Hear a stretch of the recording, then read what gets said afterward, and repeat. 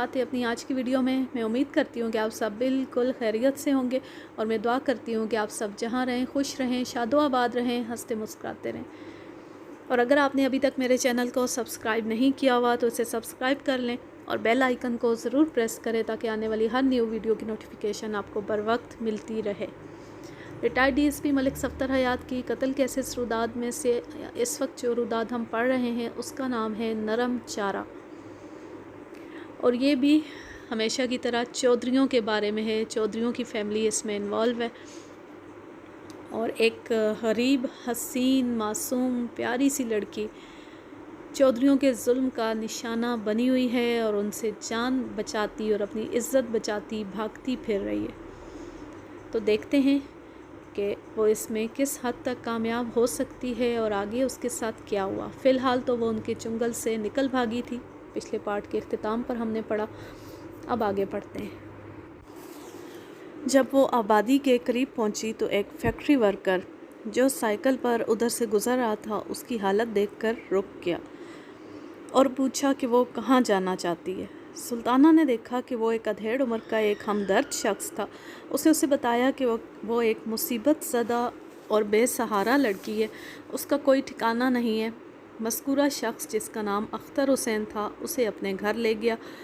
उन दिनों उसकी बीवी बच्चों के हमरा मैके गई हुई थी और वह घर में अकेला रहता था। सुल्ताना ने मुख्तसर लफ्ज़ों में उसे अपना अहवाल सुनाया। तुम बेफ़िक्र होकर यहाँ रहो, अख्तर हुसैन ने उसे तसल्ली दी।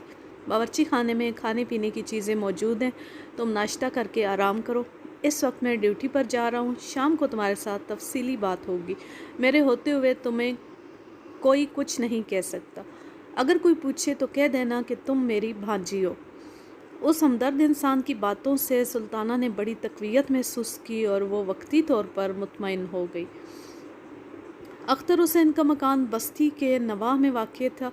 उसमें 4 कमरे थे और कुशादा था। सहन में सब्जियां उगी हुई थीं। सुल्ताना ने गुज़श्ता रात से कुछ नहीं खाया था। ज़रा सुकून मिला तो उसे भूख महसूस हुई। उसने बावर्ची खाने में जाकर नाश्ता किया और फिर बिस्तर पर लेट गई। 5 दिन खैरियत से गुजर गए।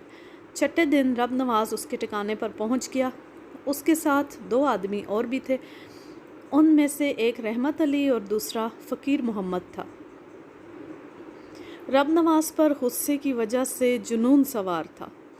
उसने अपने साथियों के साथ मिलकर सुल्ताना के साथ जो सलूक किया, तहज़ीब उसके ज़िक्र की इजाज़त नहीं देती। उसके जहन में ये ख़याल समा गया था कि सुल्ताना अख्तर हुसैन के साथ गुनाह की ज़िंदगी गुजार रही थी। इस ख़याल का सबब अख्तर हुसैन के पड़ोसियों के शकूक व शुबहात भी थे। बाज़ पस्त ज़हनियत लोग औरत और मर्द को तन्हा देखकर फ़ौरन बहतान तराशी शुरू कर देते। अख्तर हुसैन के बाज़ पड़ोसियों ने भी यही किया। रब नवाज बार बार ये कहता था, जो हमें ठुकराता है उसका यही इंजाम होता है। मेरे सामने बड़ी ऊंची बातें करती थी। यहाँ एक मज़दूर के साथ गुनाह की ज़िंदगी गुजार रही है। फ़िक्र नहीं कर, अगर तुझे चकले में ना बिठा दिया तो मेरा भी नाम चौधरी रब नवाज नहीं है। ये एक शरीफ लड़की को शादी से इनकार की सज़ा दी जा रही थी। शाम को जब अख्तर हुसैन घर पहुंचा तो अजनबी लोगों को और उनके तेवर देखकर सारी बात समझ गया। उसे रब नवाज से पूछा कि वो किसकी इजाज़त से उसके घर में दाखिल हुआ था।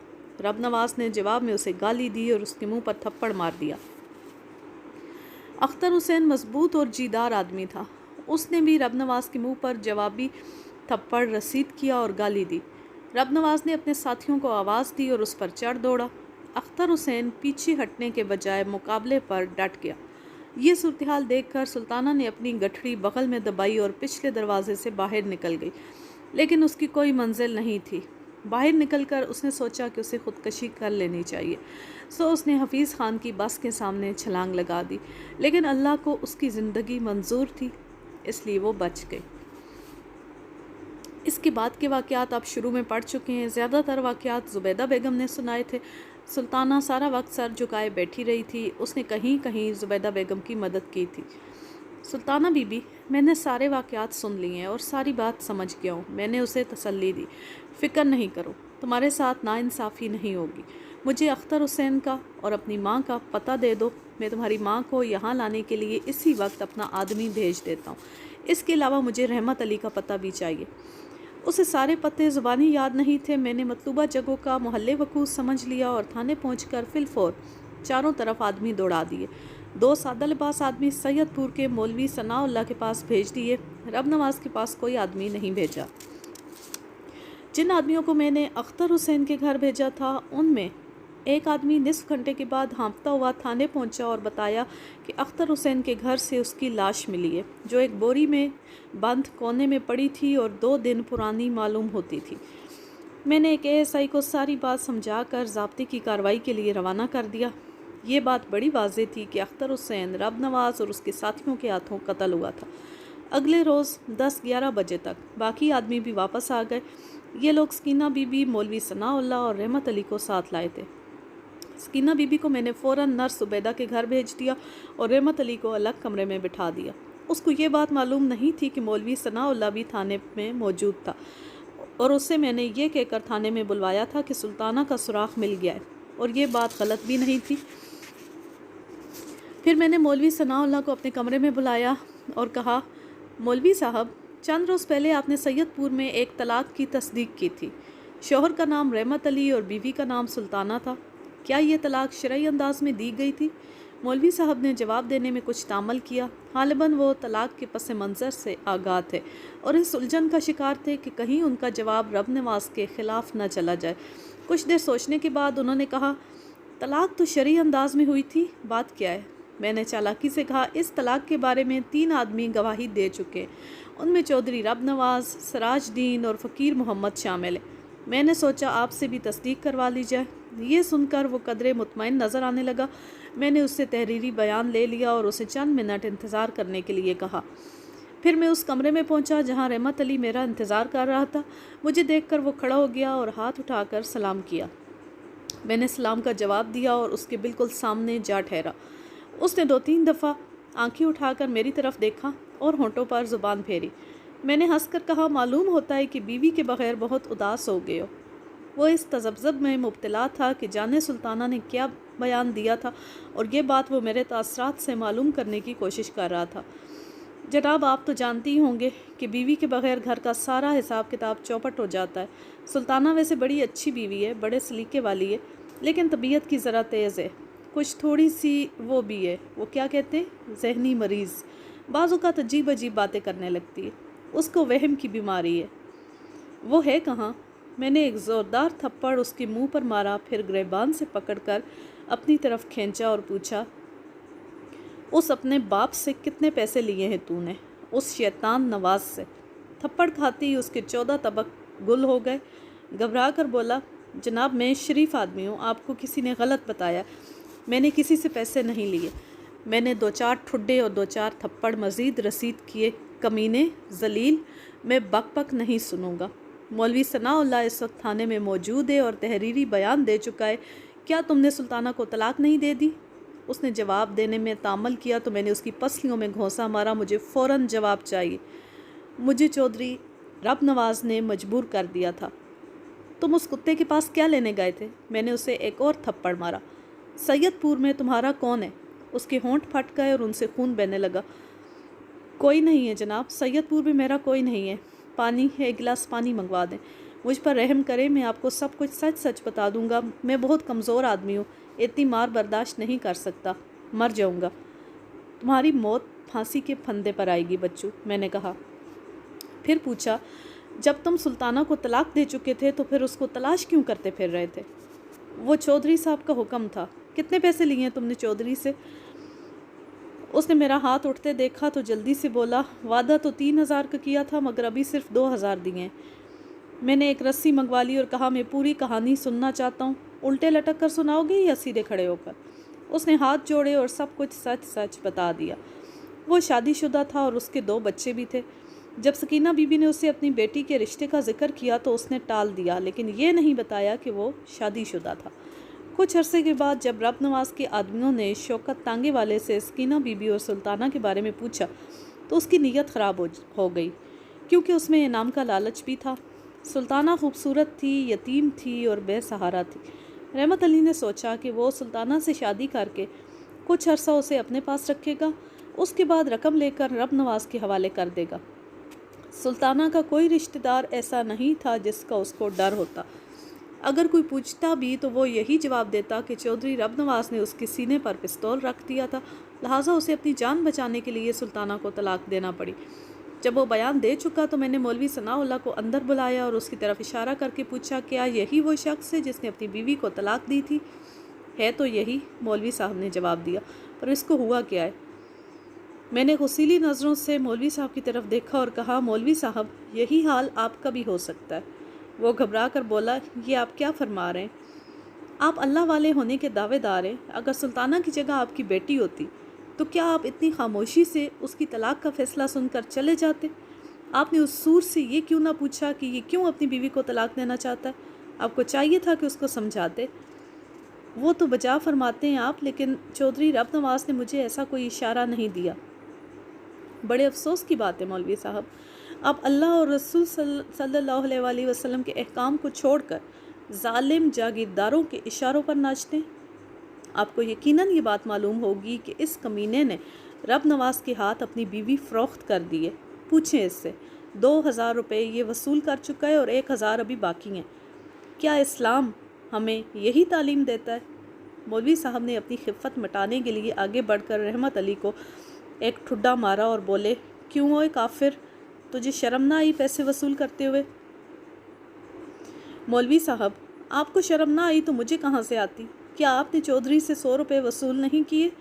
مولوی کھسیانہ ہونے کے بجائے رحمت علی کو برا بھلا کہنے لگا، اوئے بے دینہ، وہ تو چودھری صاحب نے مجھے نذرانہ دیا تھا، طلاق تم نے اپنی بیوی کو دی اور تھانے دار صاحب کی باتیں ہمیں سننا پڑی۔